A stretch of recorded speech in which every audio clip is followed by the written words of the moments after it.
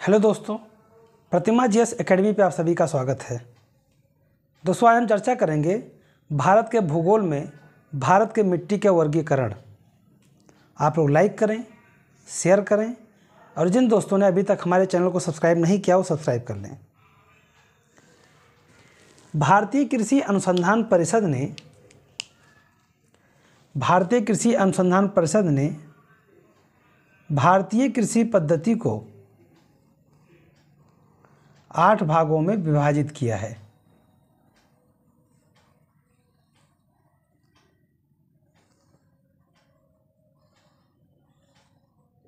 इसको एक भारत की भांति समझ लीजिए।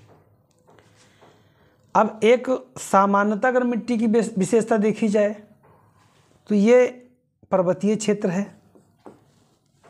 ये पर्वतीय क्षेत्र है, ये नदी का बेल्ट है,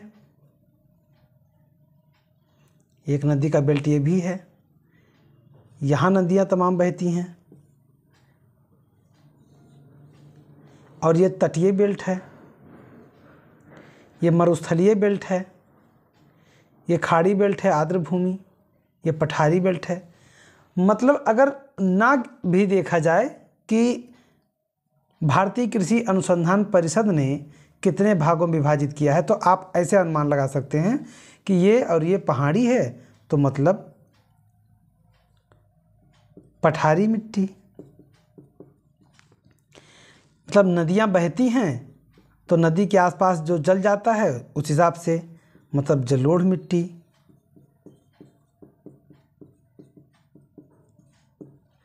फिर आता है कि यहाँ पे एकदम पहाड़ वहाड़ रहा है और यहाँ पे जो है कई प्रकार के लाल, पीली, नीली, काली मिट्टी हो सकती है, यानी यहाँ पे हो गया लाल मिट्टी।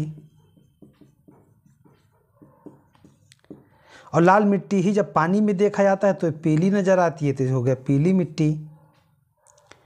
उसके बाद लाल का जो हल्का सा भाग होता है वो हो गया लेटेराइट मिट्टी।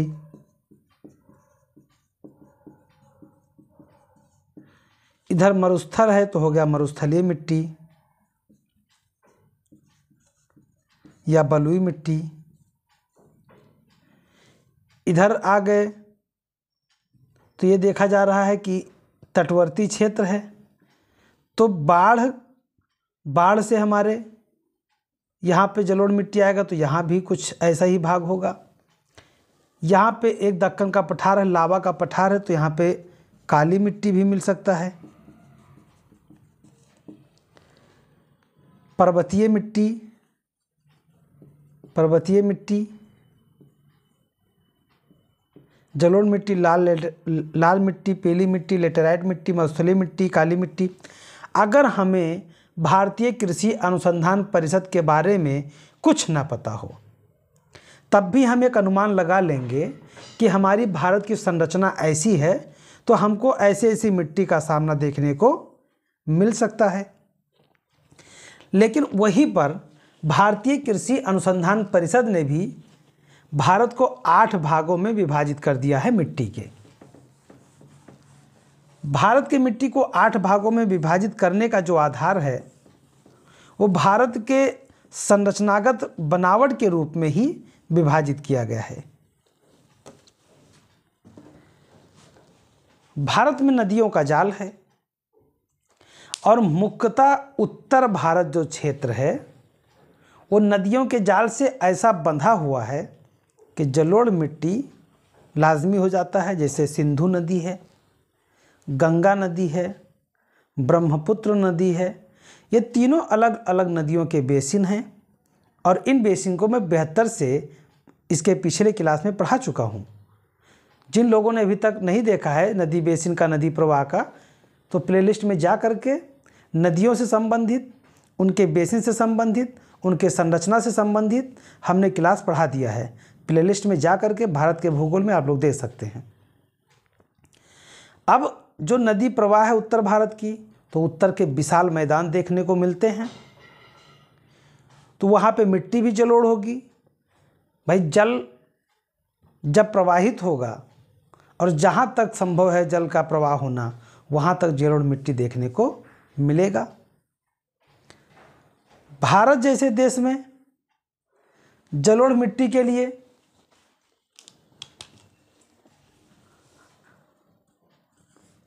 आप भारत को केवल ऐसे समझ लीजिए, एक संरचना की भांति। जहां से नदी निकलता है, ये नदी,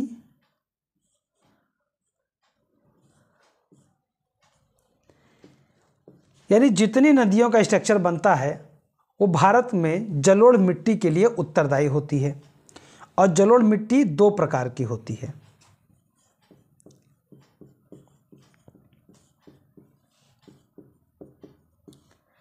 जलोढ़ मिट्टी दो प्रकार की होती है।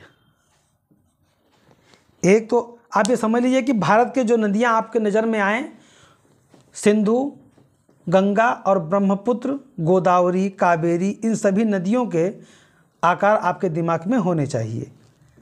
जलोढ़ मिट्टी दो प्रकार का होता है। एक होता है खादर मिट्टी, और एक होता है बांगर मिट्टी।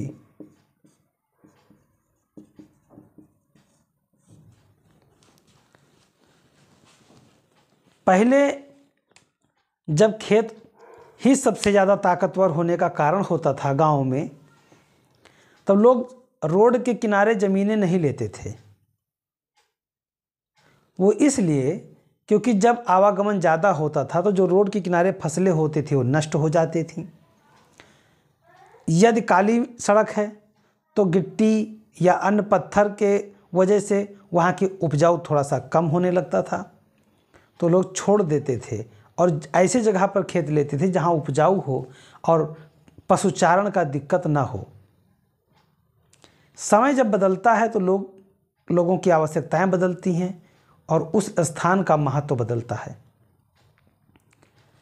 जहाँ पर जल नहीं पहुँच पाता है, जहाँ पर कंकड़ पत्थर थोड़े से देखे जाएंगे, चूना की अधिकता देखी जाएगी, वहाँ बांगर हो जाता है, उपजाऊ नहीं रह जाता है। यानी जो नदियों के बाढ़ के जल जहाँ तक पहुँचते थे अब नहीं पहुँच रहे हैं, तो उन्हें बांगर कहा जाता है, बांगर क्षेत्र घोषित कर दिया जाता है। और जहाँ तक पहुँच पा रहे हैं वो खादर क्षेत्र में आते हैं। जबकि जलोढ़ मिट्टी, मान लीजिए ये नदी है, बह रही है गंगा जी, और पहले गंगा जी यहाँ तक बहती कर यहाँ तक ले आती थी और यहाँ तक। अब वो केवल अतने बहती हैं, वो कहती है नहीं हम सुधर गए हैं, हम ज़्यादा फैल के नहीं चलते हैं। तो जो ये बेल्ट है ये हो गया बांगर। अब हम फैल के नहीं चलते हैं, इसका ये मतलब नहीं है कि बहना नहीं चाहती। नदियाँ तटबंध भी बनाती हैं और निक्षेपण करती हैं। जब यहाँ निक्षेपण करती थी तो ये उपजाऊ था। अब ये इतना ऊंचा हो गया कि पानी यहाँ तक आ ही नहीं पाता, तो अब यहीं से पानी लौट आता है। जब यहीं से पानी लौट आता है, अब ये क्षेत्र क्या हो गए, ये क्षेत्र हो गए बांगर क्षेत्र, क्योंकि अब पानी आ नहीं रहा है और यहाँ पर अब उपजाऊ नहीं रह गया। तो इसीलिए खादर नवीन जलोढ़ मिट्टी है। इसे आप नवीन जलोढ़ के नाम से जान सकते हैं, नवीन जलोढ़ मिट्टी।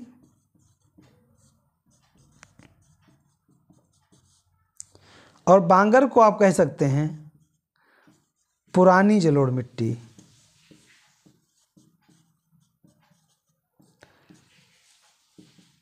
पुरानी जलोढ़ मिट्टी यानी ये भी उपजाऊ नहीं रहा, उपजाऊ केवल खादर मिट्टी है।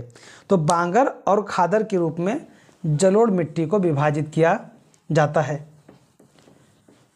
भारतीय कृषि अनुसंधान परिषद ने जब भारत के मिट्टी की संरचना को वर्गीकृत किया तो उसमें जलोढ़ मिट्टी को सबसे ज़्यादा उपयुक्त और उपजाऊ बताया, सबसे ज़्यादा उपजाऊ बताया। और ये भी बताया कि इनका उत्पत्ति कैसे हुआ। जैसे नदियों के द्वारा काप मिट्टी से इनका निर्माण हुआ। इन्हें खादर और बांगर दो अलग अलग नामों से जाना जाता है, जैसा कि मैंने अभी बताया। जलोढ़ मिट्टी में पोटास, फास्फोरस, चूना ये पर्याप्त मात्रा में पाया जाता है। अब ध्यान रहे जिस मिट्टी में आपको चूना मिलेगा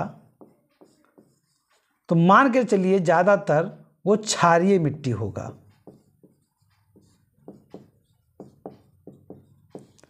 क्षारीय मिट्टी होगा तो इसमें पोटास पाया जाता है, चूना पाया जाता है, फास्फोरस बहुत बड़ी मात्रा में पाया जाता है।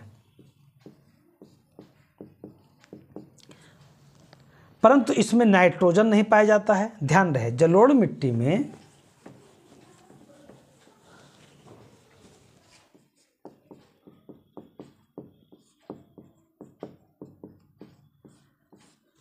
क्या पाया जाता है? क्या पाया जाता है? तो इसमें पाया जाता है पोटास। पोटास पाया जाता है।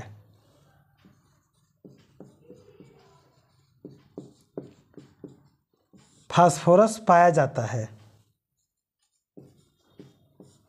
चूना पाया जाता है। अब है क्या नहीं पाया जाता है, क्योंकि यहाँ बहुत कन्फ्यूजन होता है। तो इस तरह से याद करेंगे तो याद हो जाएगा।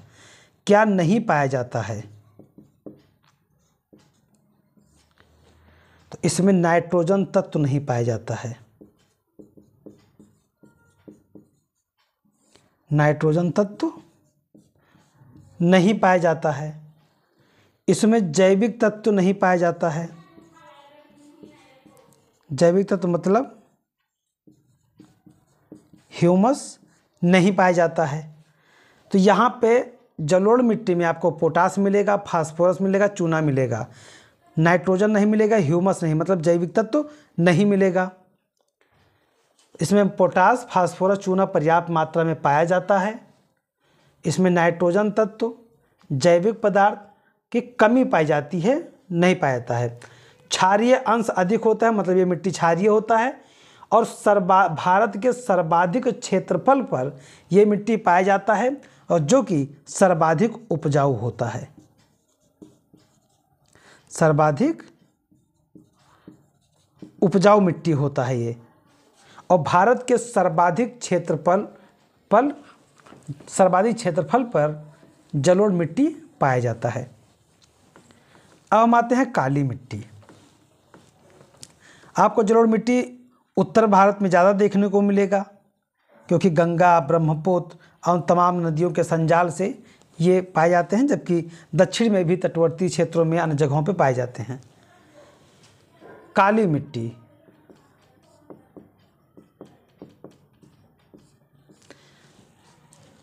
जिस तरह से जलोढ़ मिट्टी को हमने देखा, जलोढ़ जल को ओढ़ ले, यानी नदियों के द्वारा जल के जहाँ तक पहुँच सकता था जल, वहाँ तक पहुँच करके वो जलोढ़ मिट्टी का निर्माण किया।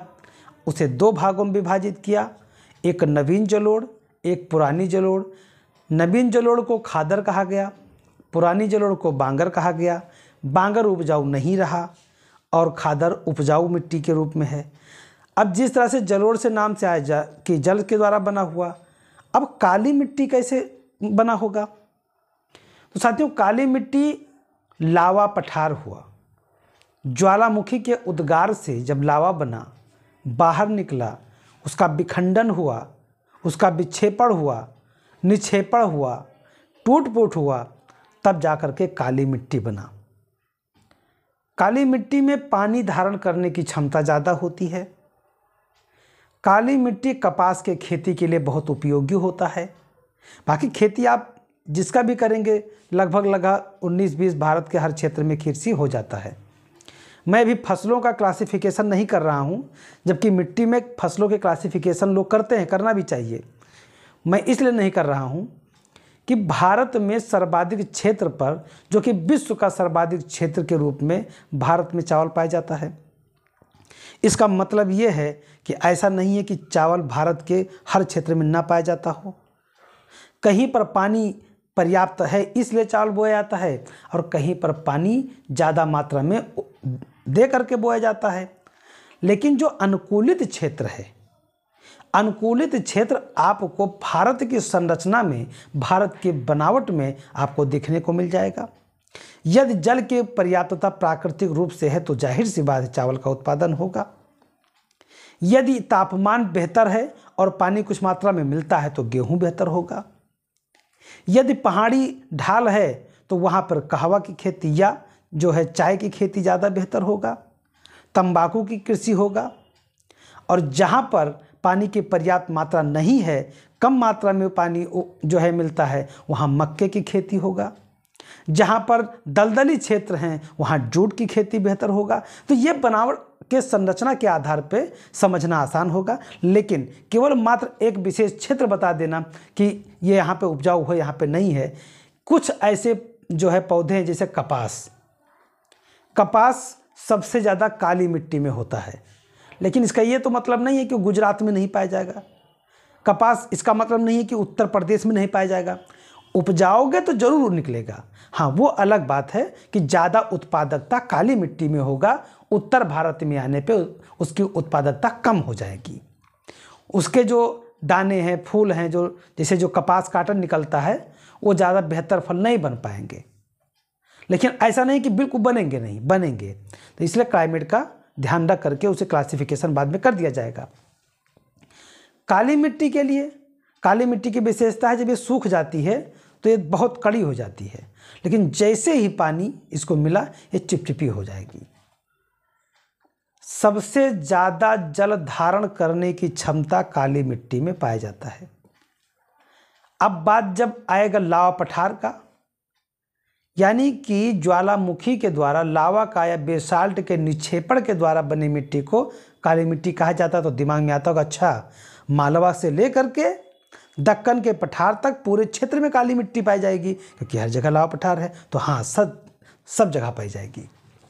तो काली मिट्टी ये ज्वालामुखी के दरारी उद्भेदन के द्वारा, ज्वालामुखी के दरारी उद्भेदन के द्वारा इसकी उत्पत्ति हुई और इसका रंग गहरा काला और कणों की बनावट घनी और महीन होता है। देखिए, बनावट जब घना होगा, महीन होगा, तो पानी ज़्यादा संचित करेगा। आप बड़े बड़े पत्थर रख दीजिए, कहीं पानी सोख लें, नहीं सोखेंगे। इन्हीं को चूर कर दीजिए खूब और फिर ढेर लगा दीजिए, फिर पानी डालिए, सोख लेगा। तो इसलिए जब महीन और घना बसा हुआ क्षेत्र होता है मिट्टी का, तो वहाँ पे पानी जल धारण करने की क्षमता उनकी ज़्यादा होती है। काली मिट्टी की विशेषता यही है कि ये घनी है, महीन कणों से बनी है। इसमें क्या पाया जाता है? काली मिट्टी में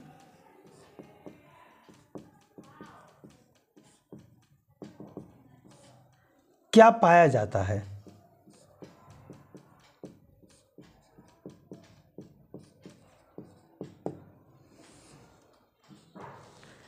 इसमें चूना पाया जाता है,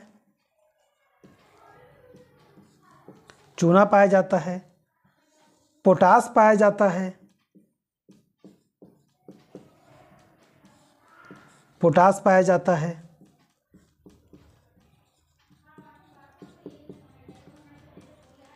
एल्यूमिनियम पाया जाता है,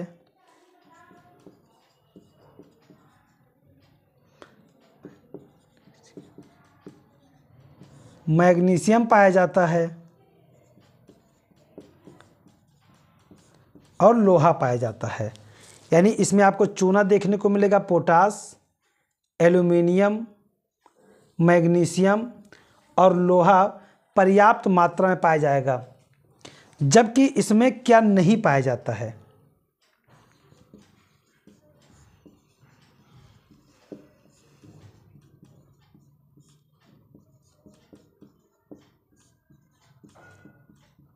क्या नहीं पाया जाता है? इसमें फास्फोरस नहीं पाया जाता है। फास्फोरस नहीं पाया जाता है। इसमें जीवाश्म नहीं पाया जाता है, यानी ह्यूमस नहीं पाया जाता है। इसमें नाइट्रोजन नहीं पाया जाता है। तो क्या पाया जाता है? चूना पाया जाता है, पोटास पाया जाता है, एल्युमिनियम पाया जाता है, मैग्नीशियम पाया जाता है, लोहा पाया जाता है। लेकिन क्या नहीं पाया जाता है? तो फास्फोरस नहीं पाया जाता है, जीवाश्म नहीं पाया जाता है और नाइट्रोजन नहीं पाया जाता है। अब यहाँ पे फास्फोरस नहीं पाया जाता है, लेकिन जलोढ़ मिट्टी में आपने देखा फास्फोरस पाया जाता है। यहाँ भी चूना पाया जाता है, आपने देखा कि जलोढ़ मिट्टी में भी चूना पाया जाता है। और यहाँ पर पोटास पाया जाता है, जलोढ़ में पोटास पाया जाता है, मतलब केवल फास्फोरस यहाँ नहीं पाया जाता है। जीवाश्म यानी ह्यूमस ना तो जो है जलोढ़ मिट्टी में पाया जाता है, ना काली मिट्टी में पाया जाता है। तो यहाँ पे क्या नहीं पाया जाता है? तो फास्फोरस नहीं पाया जाता, ह्यूमस नहीं पाया जाता और नाइट्रोजन नहीं पाया जाता। इस मिट्टी को काली कपास मिट्टी के नाम से भी जाना जाता है, इसे रेगुर के नाम से भी जाना जाता है। काली मिट्टी को इसे काली कपास के नाम से भी जानते हैं, काली कपास मिट्टी, और इसे रेगुर मिट्टी के नाम से भी जानते हैं। यानी काली कपास मिट्टी, कपासी मिट्टी, रेगुर मिट्टी, ज्वालामुखी से उत्पत्ति लावा के पठारी निक्षेपण मिट्टी, तो इन सभी का नाम काली मिट्टी। अब आते हैं लाल या पीली मिट्टी। लाल या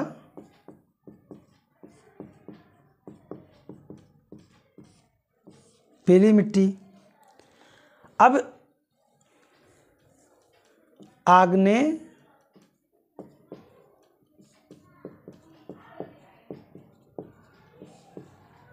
और रूपांतरित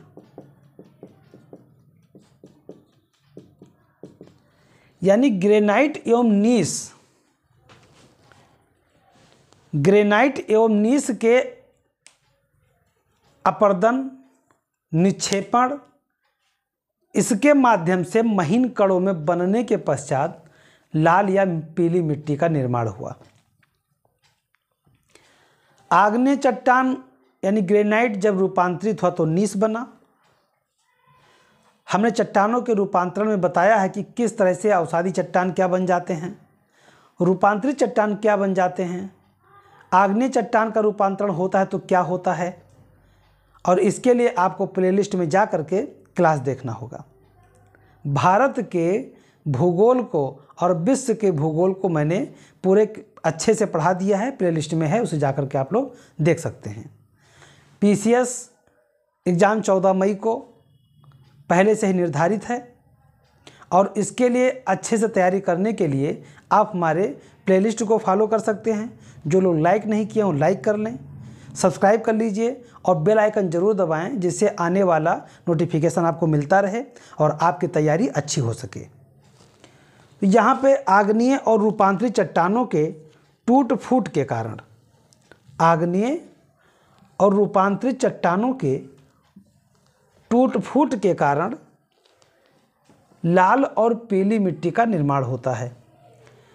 यानी जब ग्रेनाइट टूटता फूटता है या नीस टूटता फूटता है, आग्नेय और रूपांतरित चट्टानें जब टूटती फूटती हैं तो इनका निर्माण होता है। लोहे के ऑक्साइड, लोहे के ऑक्साइड यानी लौह ऑक्साइड के कारण यह मिट्टी लाल दिखती है। लौह ऑक्साइड के कारण यह मिट्टी लाल दिखती है, लाल रंग की दिखती है। और यही मिट्टी जब पानी में देखा जाता है, जल योजित होने पर जो मिट्टी हमें बाहर लाल दिखती है, जब ये जल में होती है तो हमें पीली नज़र आती है, पीली रंग में दिखती है और इसीलिए लाल और पीली मिट्टी के नाम से जाना जाता है। तो लोहे के ऑक्साइड मिले होने के कारण यह लाल रंग का दिखाई देता है और जलयोजित होने के कारण ये पीली रंग का दिखाई देता है। अब इसमें क्या पाया जाता है क्या नहीं, लाल या पीली मिट्टी में क्या पाया जाता है और क्या नहीं पाया जाता है।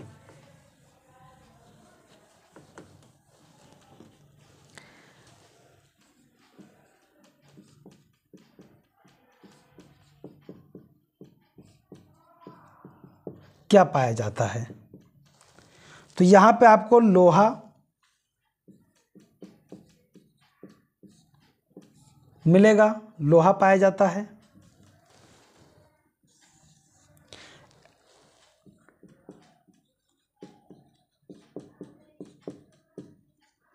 एल्यूमिनियम पाया जाता है।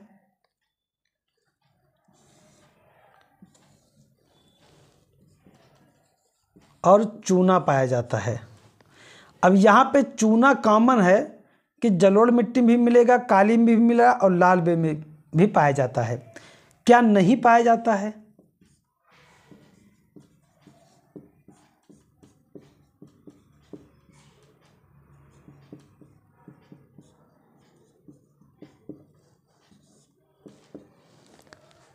नाइट्रोजन और फास्फोरस। नाइट्रोजन नहीं पाया जाता है, फास्फोरस नहीं पाया जाता है, ह्यूमस नहीं पाया जाता। ध्यान रहे, ये जो फास्फोरस है ये जलोढ़ मिट्टी में तो पाया जाता है, ना काली मिट्टी में पाया गया ना लाल मिट्टी में पाया गया। और ये भी ध्यान रहे कि जलोढ़ मिट्टी सबसे उपजाऊ है, उसके बाद काली मिट्टी उपजाऊ है और फिर लाल और पीली मिट्टी कम उपजाऊ है। सबसे ज़्यादा ये उपजाऊ है, फिर काली है और फिर लाल है, ये कम होते चले जाते हैं। जलोढ़ मिट्टी सबसे ज़्यादा उपजाऊ इसलिए है क्योंकि यहाँ पे ताज़े ताज़े पानी का आगमन होता रहता है और उसमें मिनरल तत्व जो है मिले होते हैं। लेटेराइट मिट्टी। अब जलोढ़ मिट्टी,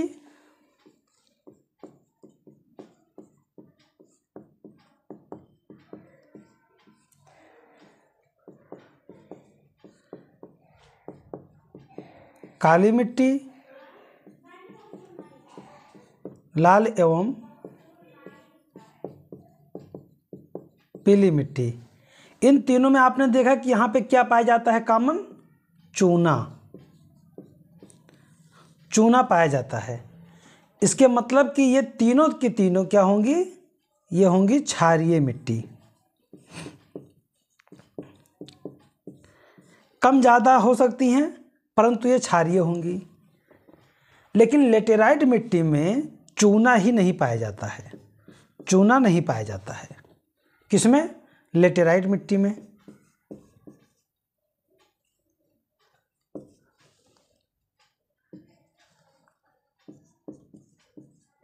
लेटेराइट मिट्टी में चूना नहीं पाया जाता है। तो जब चूना नहीं पाया जाता है तो यह मिट्टी की प्रवृत्ति कैसी होगी, ये होगी अम्लीय।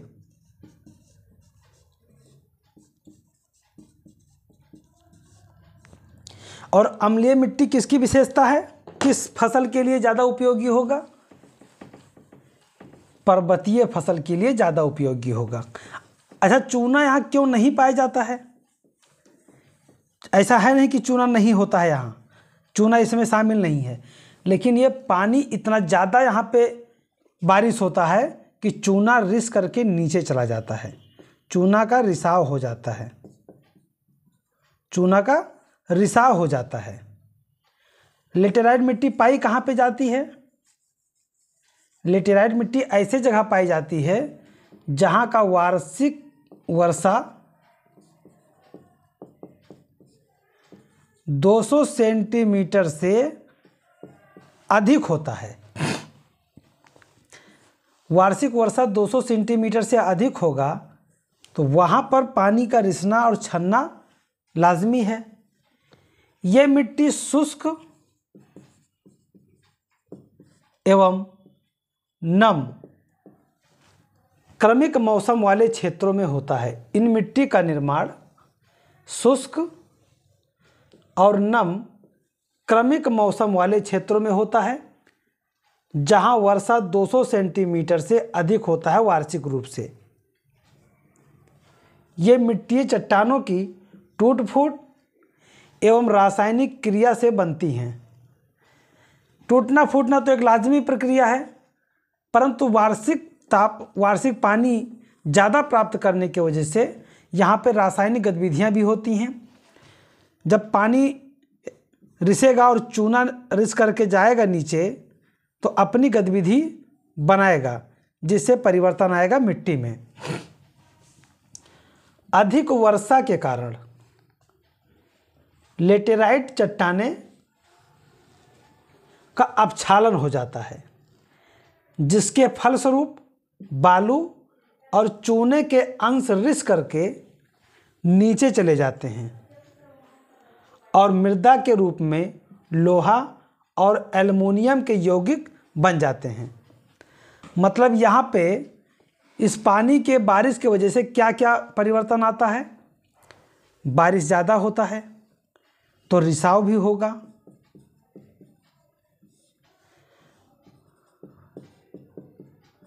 रिसाव होगा तो चूना ये रिस करके नीचे चले जाएंगे और यहाँ तक कि बालू भी नीचे बैठ जाएगा। तो चूना और बालू के अंश चले जाते हैं नीचे रिस करके और मृदा में लोहा बचा रहेगा और एल्युमिनियम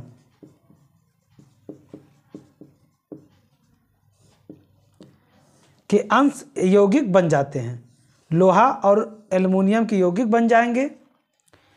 ये दो प्रकार की मिट्टी है। लेटेराइट मिट्टी, इनकी प्रवृत्ति आपको पता चल गया कि जहाँ पर जो दोनों मौसम में पाए जाते हैं, परंतु वर्षा 200 सेंटीमीटर से अधिक होनी चाहिए और रिसाव करके चूना और बालू ये रिस करके नीचे चले जाते हैं, फिर लोहा और एल्युमिनियम का यौगिक बन जाता है।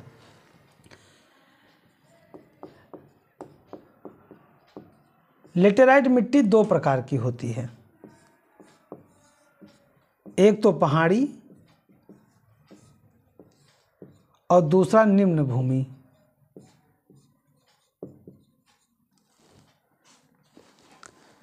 पहाड़ी भूमि जो होगा, जो पहाड़ी क्षेत्रों पे होगा, तो वहाँ पे ढलान भी होगा, और जो निम्न क्षेत्र होंगे, निम्न भूमि होगी, तो वहाँ पे ढलान तो नहीं होगा, लेकिन कुछ ऐसे अंश होंगे कि पर्वत के अपेक्षा वहाँ पे उपजाऊ मिट्टी पाई जा सकती है। कुछ फसल ऐसे होंगे कि जो ज़्यादा मात्रा में पहाड़ी के अपेक्षा उपजाए जा सकते हैं। तो पहाड़ी पे क्या उपजेगा? चूना है नहीं, मिट्टी अम्लीय है, और अम्लीय मिट्टी में कौन सी फसल सबसे ज़्यादा उपजाई जा सकती है? तो ऐसे दो फसल हैं, एक तंबाकू, दूसरा चाय। उसके बाद में कहवा, कॉफ़ी है, रबड़ है। इन सब की खेती की जा सकती है, काजू की। तो इनकी प्रवृत्ति के रूप में, इनके क्रम के रूप में सबसे ज़्यादा जो उपयोगी होगा वो कौन सी फसल होगा? ध्यान रहे, पानी 200 सेंटीमीटर से ज़्यादा वार्षिक होता है, लेकिन रिस जाता है, निच्छालन हो जाता है। तो इसे पहाड़ की प्रवृत्ति है, मतलब चाय की खेती के लिए बहुत उपयोगी है। चाय की खेती के लिए अम्लीय मिट्टी चाहिए, और अम्लीय मिट्टी लेटेराइट मिट्टी में आराम से पाया जाता है। अम्लीय मिट्टी लेटेराइट मिट्टी के रूप में पाया जाता है। तो यहाँ पे कौन कौन सी फसल उगाई जा सकती हैं? देखिए, यहाँ पे आप देखेंगे तो यहाँ पे तो चाय की खेती के लिए बहुत उपयोगी है। बाकी यहाँ पे काजू है, मसाला है, और अन्य फसलें ऐसी हैं जो कि यहाँ भी उपजाई जा सकती हैं, यहाँ भी। प्रमुख रूप से चाय, कहवा, रबड़, इन सब की खेती करने के लिए लेटेराइट मिट्टी उपयोगी है। ये पहाड़ी और निम्न भूमि दो प्रकार के भूमि में विभाजित होती है। अब यहाँ पे क्या पाया जाता है, क्या नहीं पाया जाता, पहले ये देख लेते हैं।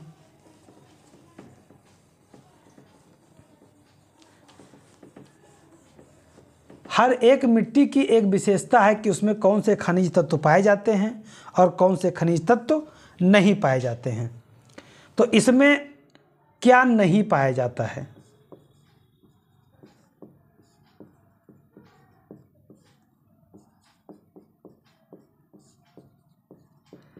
क्या नहीं पाया जाता है? तो सबसे महत्वपूर्ण खनिज चूना नहीं पाया जाता है। ध्यान रहे, चूना नहीं पाया जाता है तो मिट्टी की प्रवृत्ति कैसी होगी? अम्लीय होगी। चूना नहीं पाया जाता है, नाइट्रोजन नहीं पाया जाता है, नाइट्रोजन नहीं पाया जाता है, पोटास नहीं पाया जाता है और ह्यूमस बहुत कम मात्रा में पाया जाता है। ह्यूमस मतलब जीवाश्म, ये भी नहीं के बराबर है, परंतु इसको न तो आप नहीं कह सकते हो ना हाँ कह सकते हो, एकदम नग्न मात्र पाया जाता है। नग्न मात्र, किंचित मात्र जिसे कह सकते हो, इसे आप ना के श्रेणी में भी रख सकते हो। परंतु जो कि पहाड़ी क्षेत्र है, बारिश इतना ज़्यादा होता है, थोड़े बहुत जीवाश्म पाए जा सकते हैं, ह्यूमस पाया जा सकता है, लेकिन इसे ना के बराबर ही गिना जाता है। इसलिए इसको न्यूट्रल रखिए, ना तो हाँ में ना तो ना में, और ये बातें फिर आएंगी भी नहीं। तो यहाँ पे चूना नहीं पाया जाता है, नाइट्रोजन नहीं पाया जाता है, पोटास नहीं पाया जाता है और जीवाश्म भी नहीं पाया जाता है, मतलब ह्यूमस भी नहीं पाया जाता है, क्योंकि नग्न मात्र पाया जाता है, फिर भी नहीं के बराबर ही है। तो मिट्टी कैसी हुई प्रवृत्ति? जब ये सब चीज़ें नहीं पाई जाएंगी और चूना नहीं पाया जाएगा तो मिट्टी अम्लीय हो गई।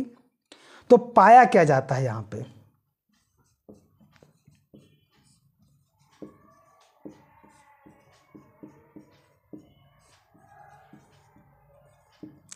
पाया क्या जाता है?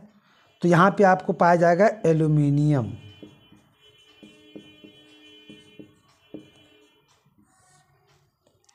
यहाँ ये एल्यूमिनियम पाया जाएगा, यहाँ पाया जाएगा लोहा, यहाँ लोहा पाया जाएगा, यानी एल्यूमिनियम पाया जाएगा, लोहा पाया जाएगा, ना चूना पाया जाएगा, ना नाइट्रोजन पाया जाएगा, ना पोटास पाया जाएगा, ना ह्यूमस पाया जाएगा।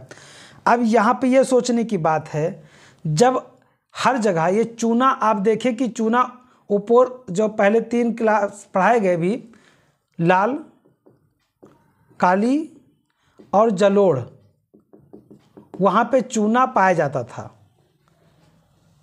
पोटास जलोढ़ मिट्टी में पाया गया, फास्फोरस पाया गया, लेकिन यहाँ ना तो चूना है, ना पोटास है, ना नाइट्रोजन है, ह्यूमस भी नहीं है, केवल एल्युमिनियम और लोहा पाया जाता है। तो ये किस प्रकार की खेती को अंगीकृत करता है? किस प्रकार की कृषि के लिए प्रोत्साहन का कार्य कर सकता है? तो सबसे ज़्यादा प्रोत्साहित कर सकता है चाय को। लेटेराइट के लिए खेती किसके लिए सही है? तो सबसे बेहतर होगा ये चाय के लिए। चाय की कृषि के लिए सबसे अच्छा एनवायरनमेंट यहाँ पे देगा। उसके बाद देगा, देखिए अम्लीय मिट्टी है और ये चाय की कृषि के लिए बहुत उपयोगी है। यहाँ पे एल्युमिनियम पाया जाता है, लोहा, इन दोनों की प्रधानता है। इसके साथ साथ यहाँ पे काजू की खेती होगा,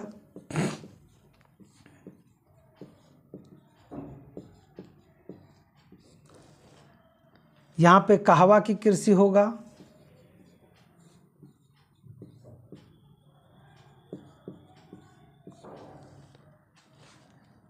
काजू, चाय, कहवा, टेपिओका एक प्रकार का घास है, ये